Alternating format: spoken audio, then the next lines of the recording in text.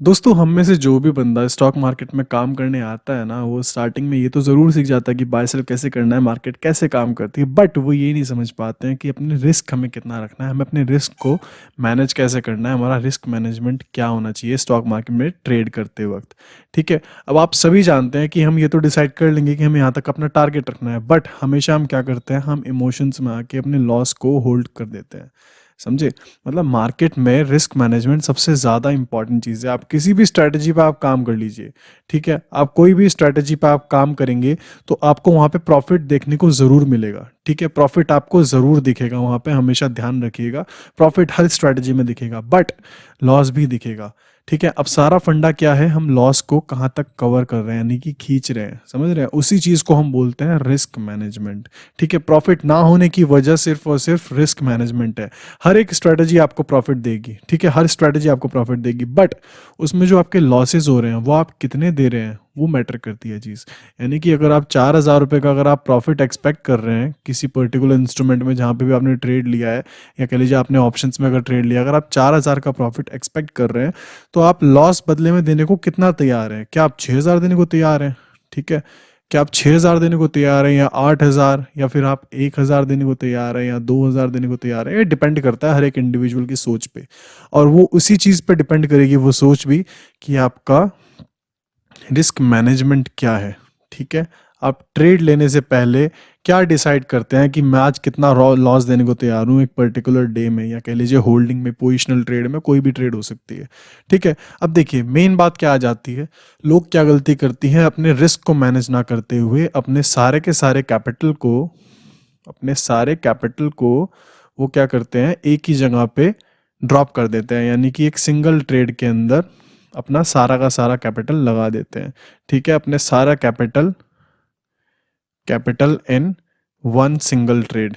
ठीक है, उसी के अंदर सारा का सारा अपना कैपिटल डाल देते हैं। ये सबसे बड़ी गलती है लोगों की, जो लोग करते हैं। ठीक है, हमेशा हमें क्या ध्यान रखना है कि हमें अपने कैपिटल को डाइवर्सिफाई करके इन्वेस्ट करना है। ठीक है, इसका मतलब है diversify your portfolio. That means आपको अपना सारा का सारा कैपिटल किसी एक पर्टिकुलर स्टॉक में, या कह लीजिए किसी एक पर्टिकुलर किसी भी इंस्ट्रूमेंट में।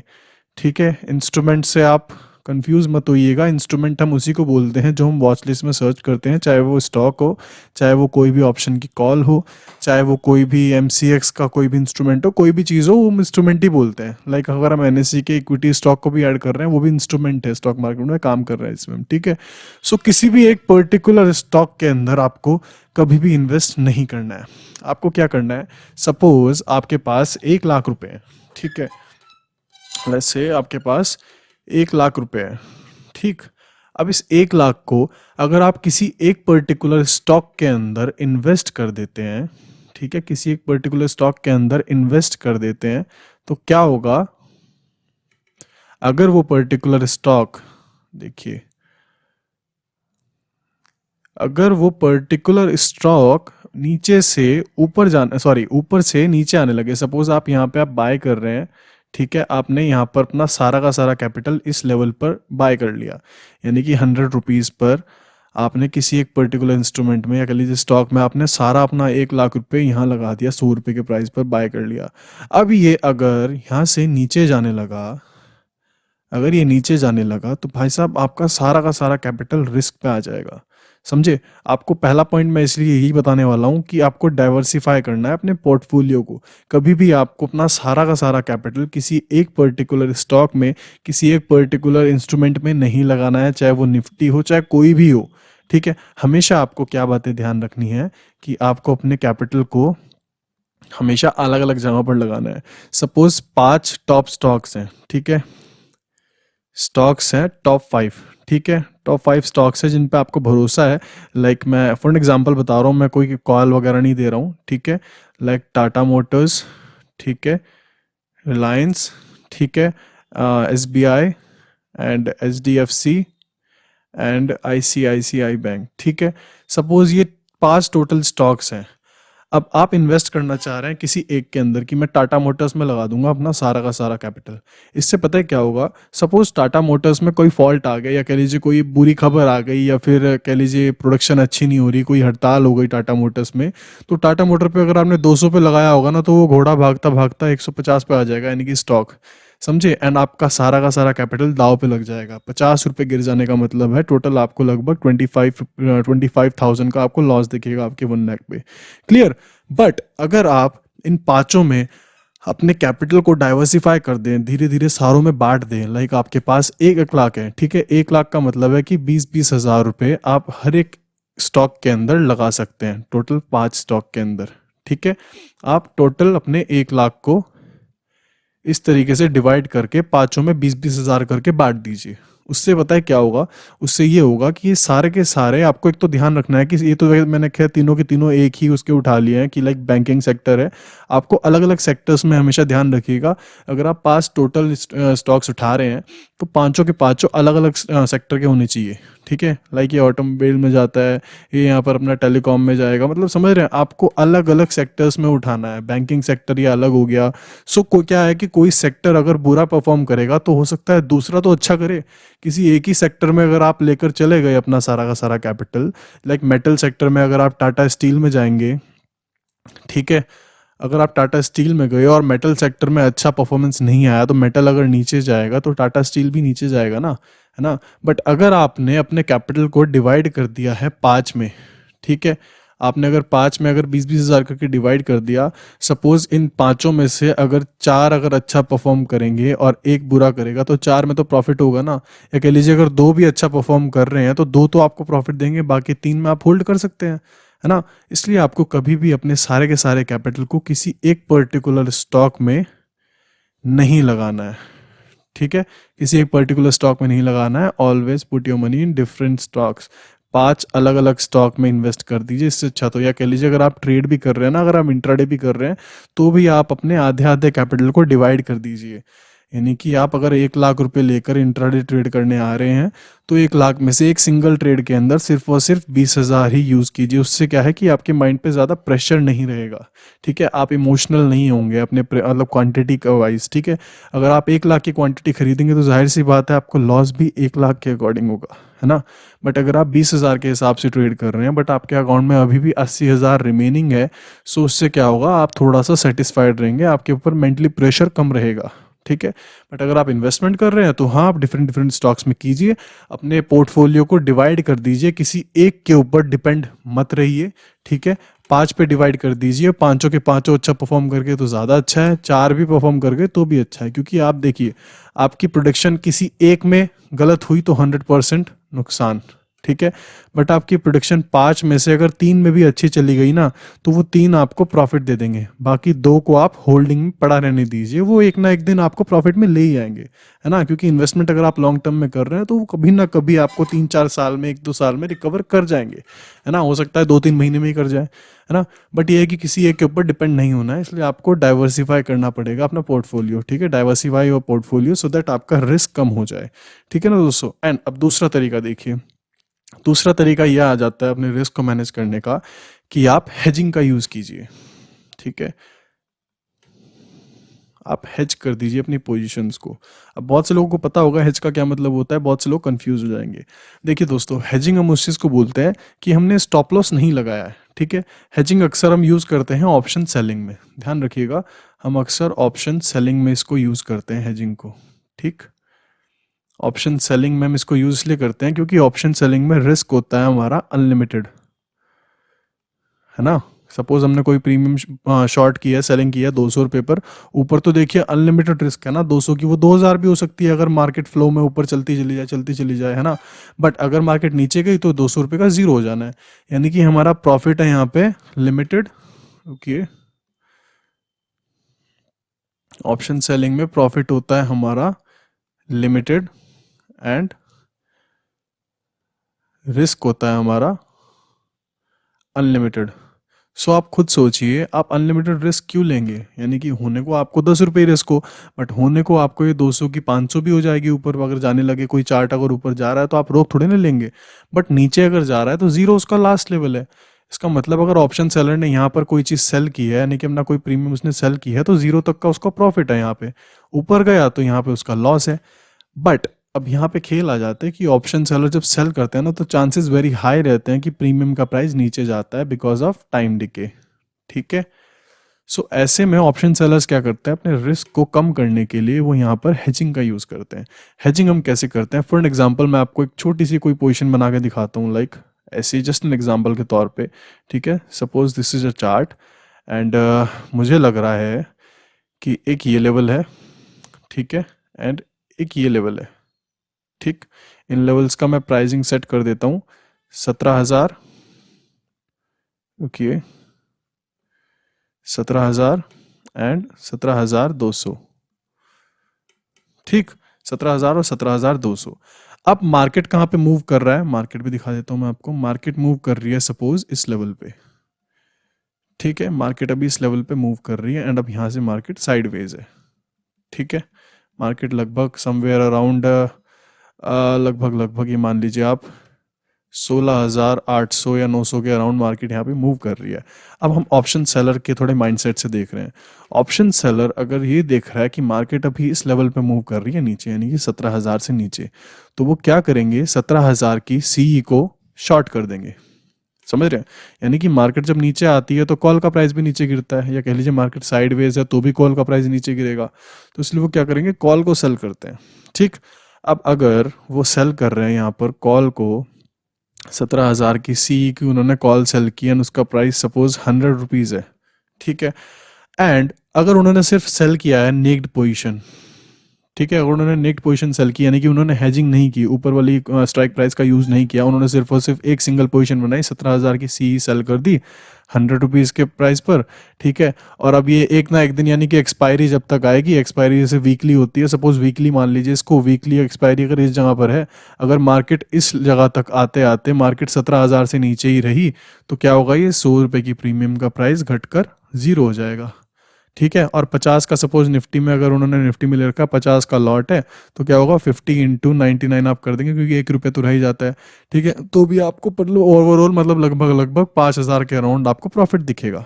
ठीक है, मतलब ऑप्शन सेलर को। ठीक, अब अगर उन्हें लगता है कि मार्केट हो सकता है मार्केट यहाँ से मोमेंटम पकड़ कर ऊपर ना चली जाए, कहीं ओवरनाइट पोजीशन होल्ड करते हैं, कहीं ओवरनाइट यहाँ पर गैप अप ओपनिंग ना हो जाए, यहाँ में बड़ा रिस्क ना हो जाए, तो ऐसे में वो क्या करते हैं, वो ऐसे में हेज कर देते हैं। हेज का मतलब है, सपोज उन्होंने सेल की थी 17,000 की कॉल, ठीक है, 100 रुपीज़ के प्राइस पर। अब वो क्या करेंगे, वो ऊपर से बाय कर लेंगे, वो ऊपर बाय कर लेंगे 17,200 की कॉल को।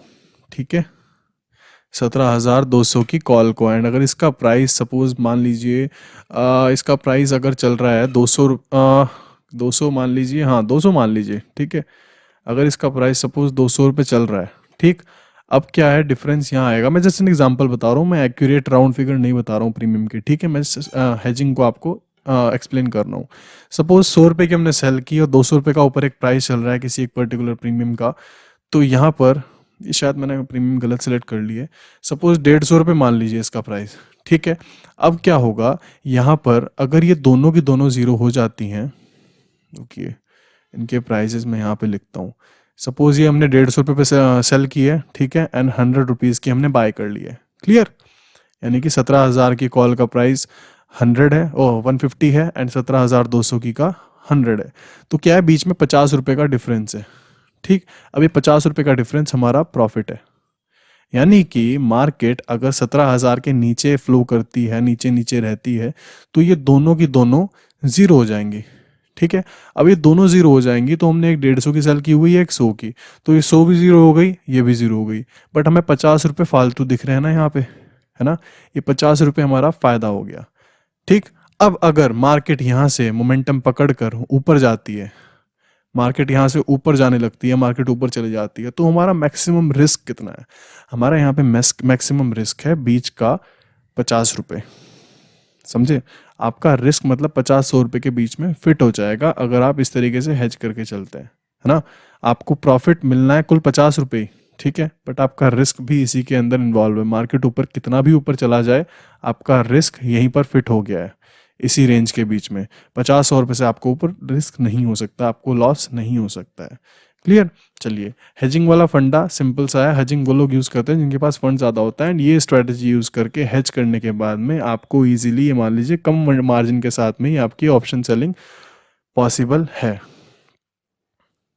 ठीक है, आपकी ऑप्शन सेलिंग पॉसिबल है अगर आप कम मार्जिन के साथ में करना चाहते हैं, तो आप हेजिंग के साथ में काम कर सकते हैं अगर आपके पास पैसा कम है। ठीक है दोस्तों, अभी हम बात कर लेते हैं अपने थर्ड पॉइंट की। थर्ड पॉइंट आ जाता है हमारा स्टॉप लॉस। ठीक है, स्टॉप लॉस का हम यूज़ अक्सर करते तो हैं, बट हम अक्सर क्या करते हैं, स्टॉप लॉस को अपने इमोशंस के अकॉर्डिंग चेंज करते रहते हैं, है ना। बहुत से लोग क्या करते हैं, मैनुअली स्टॉप लॉस लगा लेते हैं। ठीक है, मैनुअल स्टॉप लॉस लगा लेते हैं। कैसे कि सपोज मैंने 100 रुपीज़ के प्राइस पर कोई पर्टिकुलर शेयर को मैंने बाय किया है, और अब वो मैं सोच रहा हूँ कि 98 तक आएगा तो मैं निकाल दूंगा। उन्होंने मतलब ऑर्डर एग्जीक्यूट किया नहीं है, मैं स्टॉप लॉस ऑर्डर की बात कर रहा हूँ यहाँ पे। ठीक है, अगर उन्होंने सोचा कि मैंने 100 पे बाय किया है, 98 तक ही आएगा तो मैं निकाल दूंगा, अब वो 98 तक आ गया। ठीक है, सच से वो 98 तक आ चुका है।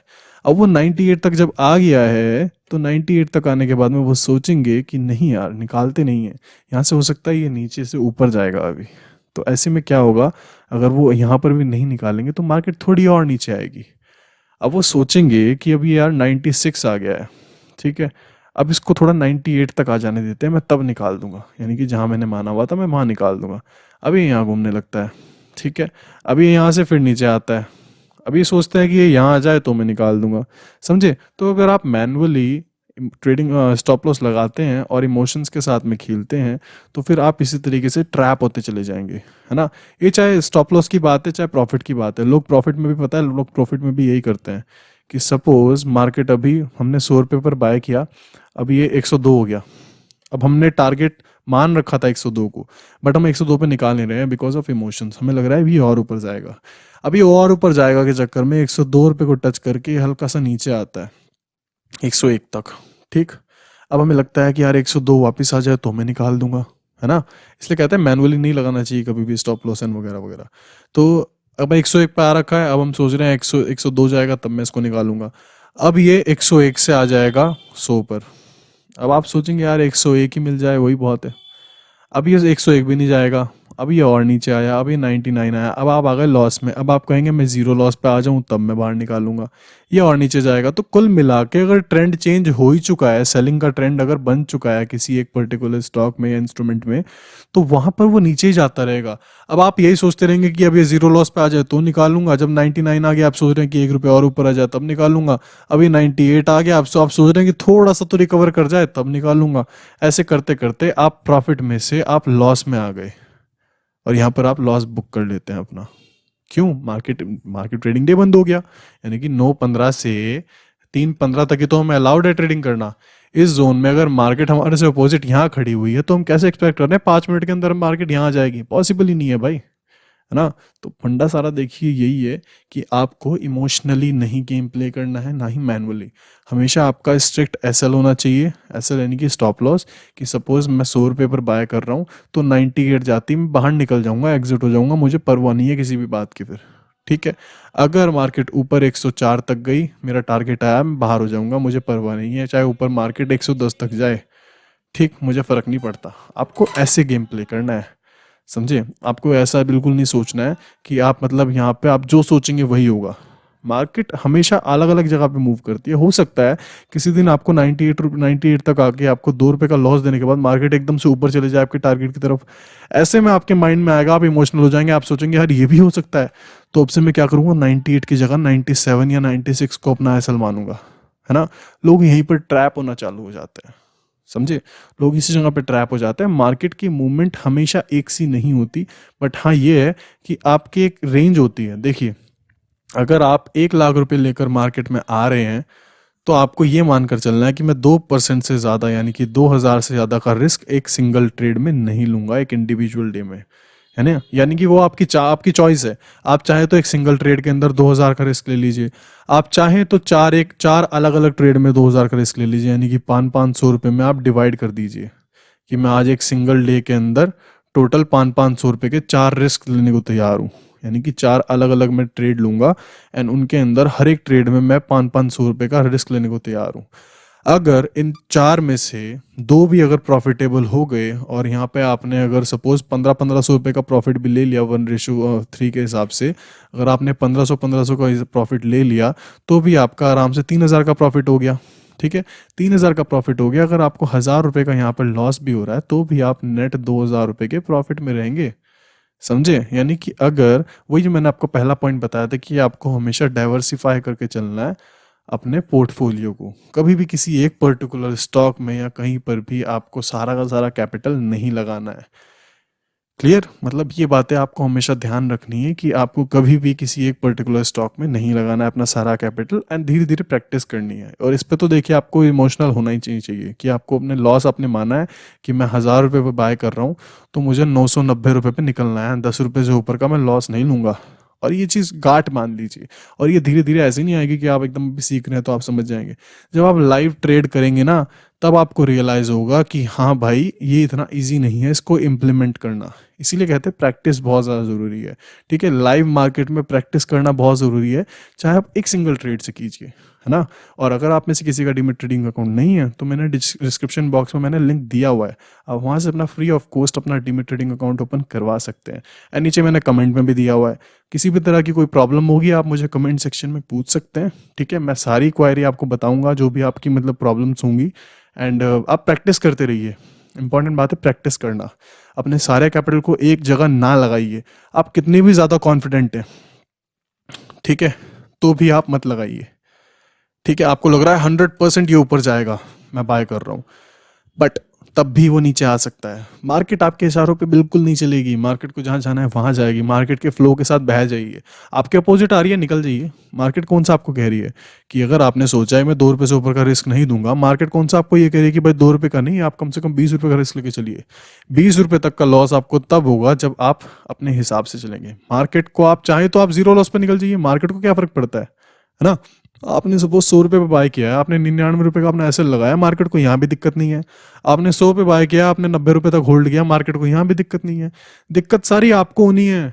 इसलिए आपको हमेशा ध्यान रखना है कि जितना भी आप हो सके ना, इमोशनल बिल्कुल मत होइए, मैनुअली नहीं खेलिए। ठीक है, मतलब अपने स्टॉप लॉस को जहां पर ऑर्डर लगाया है स्टॉप लॉस ऑर्डर निकाल दीजिए।